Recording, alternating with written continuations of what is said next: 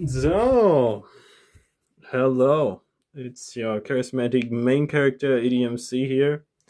Today, I'm reading a book of Sherlock Holmes because I feel like that, you know? So, let's freaking go. Part 1, The Tragedy of Burlstone. Yeah? The warning. I am inclined to think, said I should do so, Sherlock Holmes remarked impatiently. I believe that I am one of the most long-serving of mortals, but I admit that I was annoyed at the sardonic interruption. Really, Holmes, said I surlily, you are a little trying at times. He was too much absorbed with his own thoughts to give any immediate answers to my remonstrance, a protest. That's what that means.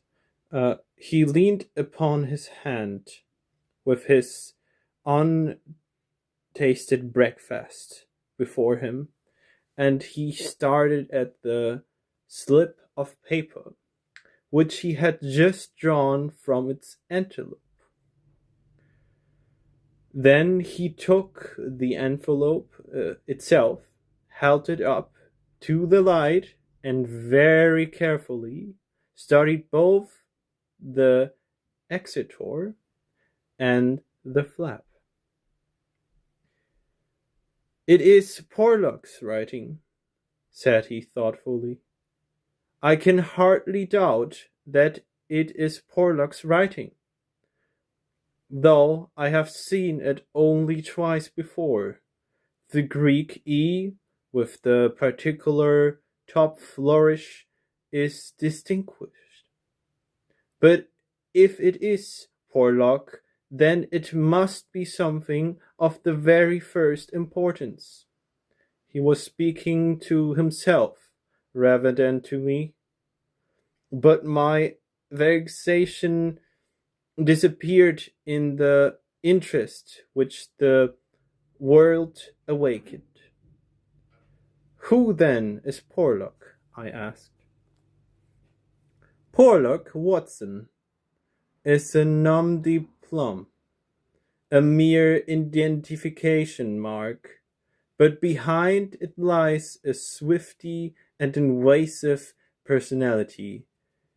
In a former letter, he frequently informed me that the name was not his own, and defied me ever to trace him among the teeming millions of this great city. Porlock is important, not for himself, but for the great man with whom he is in touch. Picture to yourself the pilot fish with the shark, the jarlock with the lion, anything that is insignificant in comparison with what is formidable, not only formidable, Watson, but sinister, in the highest degree sinister. That is where he comes within my purview, an area one has knowledge of. You have heard me speak of Professor Moriarty, the famous scientific criminal, as famous among crooks. As my blushes, Watson, Holmes murmured in a deprecating voice. I was about to say, as he is unknown to the public. A distinct touch, cried Holmes. You are developing a certain unexpected vein of parque humor, Watson, against which I must learn to guard myself. But in calling Montanelli a criminal, you are uttering libel in the eye of the law, and there lie the glory and the wonder of it. The greatest schemer of all time, the organizer of every divinity, the controlling brain of the underworld, a brain which might have made or marred the destiny of nations, that the man but so aloft, if he from general suspicion, so immune from criticism, so admirable in his management and self-effacement, that for those very words that you have uttered he could hail you to a court and emerge with your year's pension as a solitrum. For his wounded character, is he not the celebrated author of the Daimones of an Asteroid, a book which ascends to such rarefied heights of pure? Indeed, mathematics, that is sad that there was no man in the scientific press capable of criticizing it. Is this a man to traduce, full-mothered doctor and slender professor? Such would be your respective roles. That genius Watson, but if I am spared by lesser men, or day will surely come. May I be there to see? Good news, buddy. My dad teaches me. That's nice to hear. I acclaimed devoutly, but you were speaking of this man Porlock. Ah, yes, the so-called Porlock is a link in the chain some little way from its great attachment. Porlock is not quite a sound link between ourselves. He is the only flaw in that chain so far as I have been able to test it. But no chain is stronger than its weakest link. Exactly, my dear Watson. Hence the extreme importance of Porlock, led on by some redundant aspirations towards right, and encountered by the judicious stimulations of an occasional £10 note sent to him by devious methods. He has once or twice given me advance information which has been of value, the highest value, which anticipates and prevents rather than avenges crime. I cannot doubt that if we had the cheaper, we should find this or that communication is of the nature that I indicate. Against Holmes fluttered out the paper upon his unused plate, arose, and leaning over him, stared down at the curious inscription, which ran as follows: 534C21361363141172141 Douglas 109 293 537 Burlstone 26 Burlstone 947171. Hi, what's up? What do you make of it, Holmes? It is obviously an attempt to convey secret information. But what is the use of a cipher message without the cipher? In this instance, none at all. Why do you say in this instance? Because there are many ciphers which I would read as easily as I do the Pocinria, not me, of the agnum column. Such crude device amuse the intelligence without fatiguing it. To make one try it. Oh, okay. But this is different. It is clearly a reference to the worlds in a page of some book. Until I am told which page and which book, I am powerless. But why Douglas and Burlstone? Clearly because those are words which were not contained in the page in question. Then why has he not indicated the book? Yo, native Screwdes, a kind of intelligence is Screwdes. My dear Watson, that innate cunning, which is the delight of your friends, would surely prevent you from enclosing cipher and message in the same envelope, should it, Miss Scary? You are undone. As it is, both have to go wrong before any harm comes from it, or second post and no overdue, and I shall be surprised if it does not bring us either a further letter of explanation, or, as if more probable, the very volume to which these figures refer.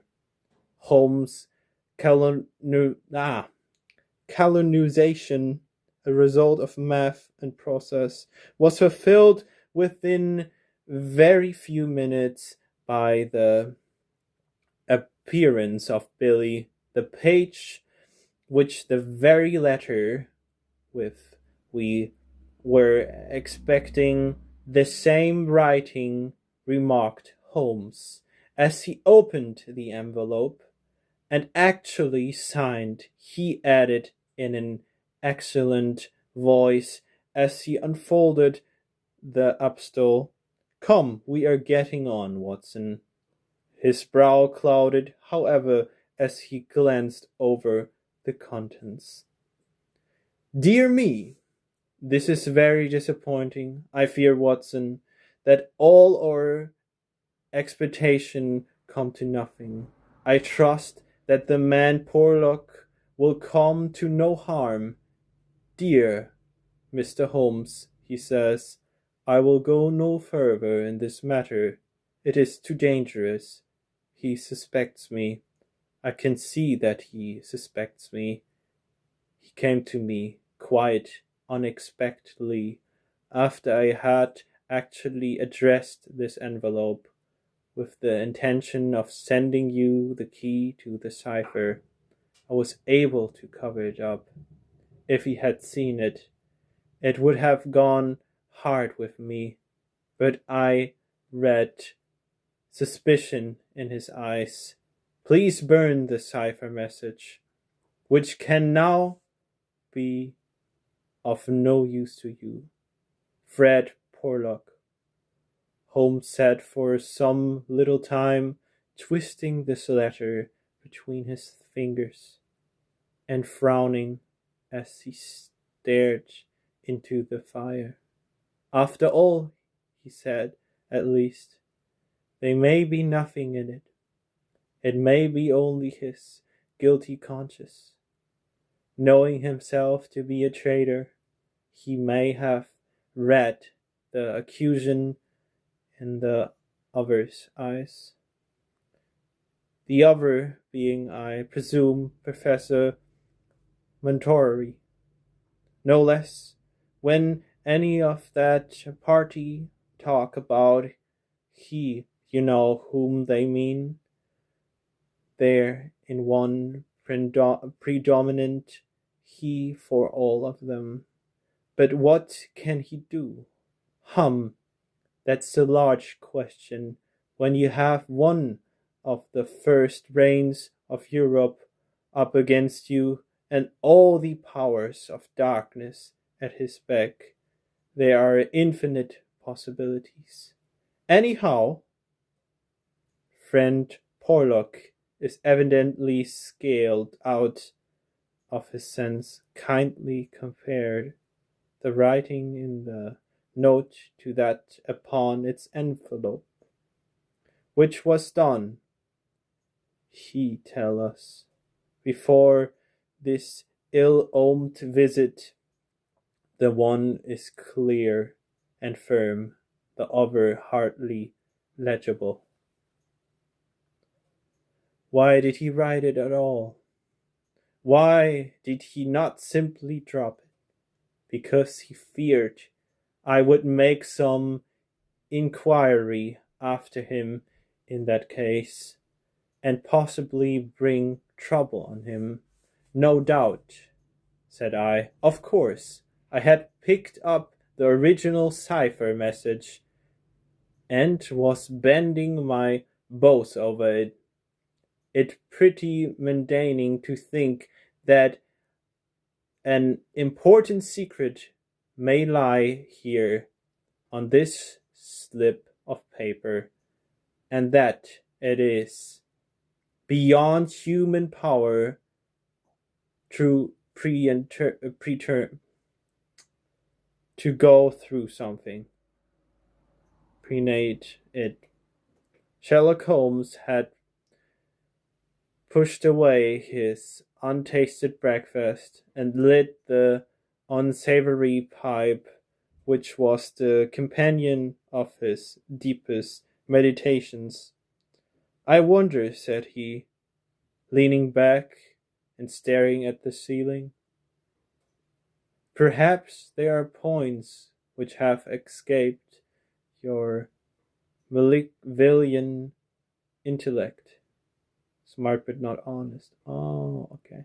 Machiavellian. Okay, I will remember that. Machiavellian, smart but not honest. Let us consider the problem in the light of pure reason. This man's reference is to a book. That is our point of departure. A somewhat vague one. Let us see, then, if we can narrow it down as I focus my mind upon it. It seems rather less impenetrable. What indication have we as to this book? None. Well, it is surely not quite so bad as that. The cipher message begins with a large 534. Does it not? We may take it as a working hypothesis that 534 is the particular page to which the cipher refers. Sour book has already become a large book, which is surely something gained. What other indications have we as to the nature of this large book? The next sign is C2. What do you make of that, Watson? Chapter, the second, no doubt. Hardly that, Watson. You will, I am sure, agree with me that if the page be given the number of the chapter is immortal. Also that if page 434 finds us only in the second chapter, the length of the first one must have been really intolerable. Hi, what's up? Hallo! Column, I cried. Brilliant, Watson. You are significant this morning. If it is not Column, then I am very much deceived. So now, you see, we begin to visualize a large book printed in double columns which are each of a consumable inch. Since one of the words is numbered in the document as the 293rd, have we reached the limit of what reason can supply? I fear that we have. Surely you do yourself an injustice. One more coruscation, my dear Watson, yet another brainwave. Had the volume been an unusual one, he would have sent it to me. Instead of that, he had intended before his plans were nipped to send me the clue in this envelope. He say so in his note. This would seem to indicate that the book in is one which he thought I would have no difficulty in finding for myself. He had it, and he imagined that I would have it too. In short, Watson, it is a very common book. What you say certainly sounds plausible. Maybe it's the Bible. We will see. I had never read this book. Or what is another common book for that time? It's actually a pretty old book. It was made in 1915. So I think it could be the Bible. So we have contracted our fields of search to a large book printed in double columns. Oh, in double columns and in a common use. Yeah, the Bible. Oh, yeah, it's the Bible. I'm so good. The Bible, I cried triumphantly. Yeah, I know, I'm so smart. Good, Watson, good. But not, if I may say so, quite good enough. Okay, yeah, Sherlock is one-upping the people who are smart, like, all the time. Even if I accepted the compliment for myself, I could hardly name any volume which would be less likely to lie at the elbow of one of Montauri's associates. Besides, the edition of Holy Writ are so numerous that he could hardly suppose that two copies would have the same pagination. Yeah. 1 second. Let me think about it. This is clearly a book which is standardized. He knows for certain that his page 534 will exactly agree with my page 534. That's true.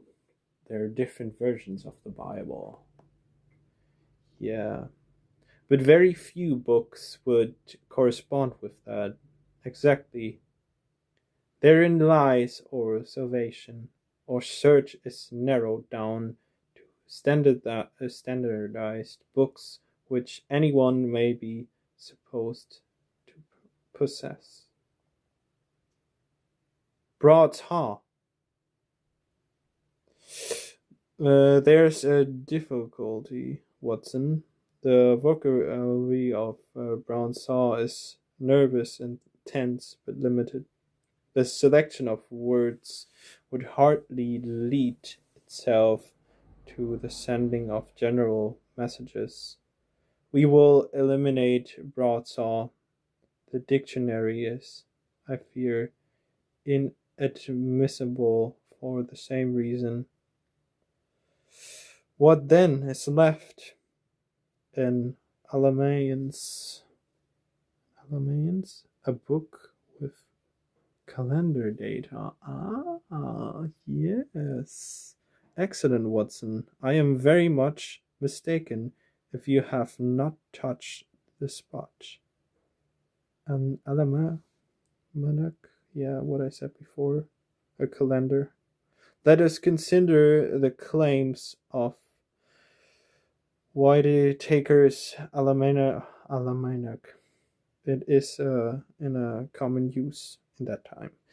It has the need for a specific purpose number.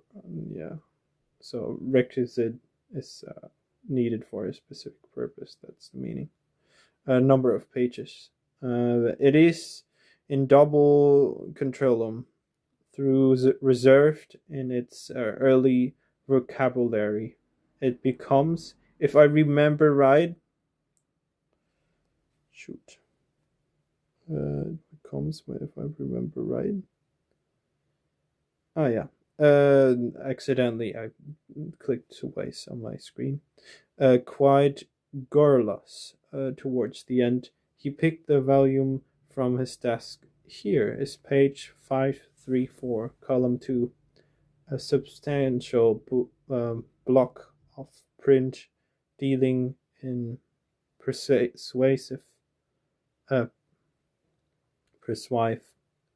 with the trade and resonance of British India. Jot down the words. To write down quickly. Jot down. Okay, jot. Who still uses jot in this time and age? Number 13 is Maretta. Not, I fear, a very auspicious beginning. Number 127 is government, which at least makes sense, though somewhat irrelevant to ourselves and Professor Montgomery.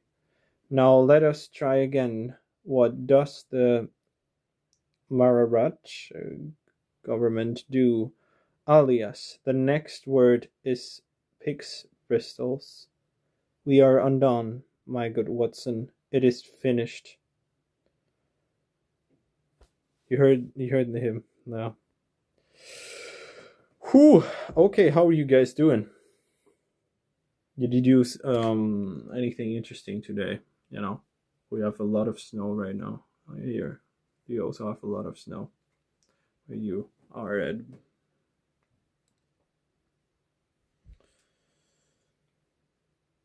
Okay, nobody wants to talk to me, then I'm gonna continue. Yeah. He had spoken in jesting vein, but the twitching of his bushy eyebrows bespoke his disappointment and irritation. I sat helpless and unhappy, staring into the fire. A long silence was broken by a sudden exclamation from Holmes, who dashed at a cupboard, from which he emerged with a sound yellow-covered volume in his hand. "We pay the price, Watson, for being too up-to-date," he cried. "We are before our time, and suffer the unusual penalties. Being the 7th of January, we have very probably late in the new alignments." A book with you know what that is. It's a calendar. "It is more than likely that Parlock took his message from the old one. No doubt he would have told us so had his letter of explanation been written. Now let us see what page 534 has in store for us. Number 13 is there, which is much more promising. Number 127 is there is Holmes. Eyes were glamming with excitement, and his thin, nervous fingers twitched as he counted the words. "Danger! Ha! Ha! Capital! Put that down, Watson. There is danger. May come very soon, one. Then we have the name Douglas, rich country, now at Brillstone, House Brillstone. Confidence is pressing. There, Watson. What do you think of pure reason and its fruit? If the green grocer had such a thing as a Lowell wrench, I should send Billy round for it. I was staring at the strange message I had scrawled as he declippered it upon a sheet of foolscap on my knee. What a queer, scrambling way of expressing his meaning, said I. Okay, thank you very much for listening. I think I'm gonna read that another time, like later or something. Have a wonderful rest of the day or evening or whatever you have. I don't know what you have because I am currently in Germany. So thank you for listening. Like and subscribe if you like this content. I do a lot of different stuff. I also do gaming and stuff like that. But I also do stuff like that. So I'm like very versatile. Yeah. So thank you. Bye.